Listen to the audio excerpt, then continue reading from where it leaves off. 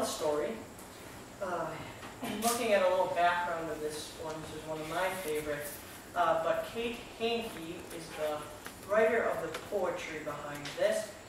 She wrote this while she was sick for a very long time. Her doctor told her she needed a year of bed rest, and that meant not teaching Sunday school for her, and that was her life.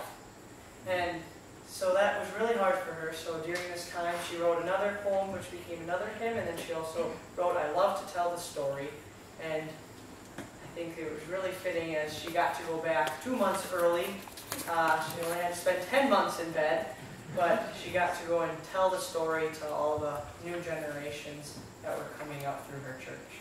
So are we singing with you? And yes. How many verses are you singing?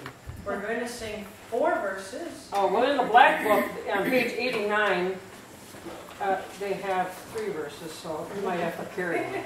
Well, you are always, definitely the last time if you want to sing the chorus with us, but if you feel you need to sing the whole time. Yeah, we invite you to sing the chorus with us on the last verse. Okay.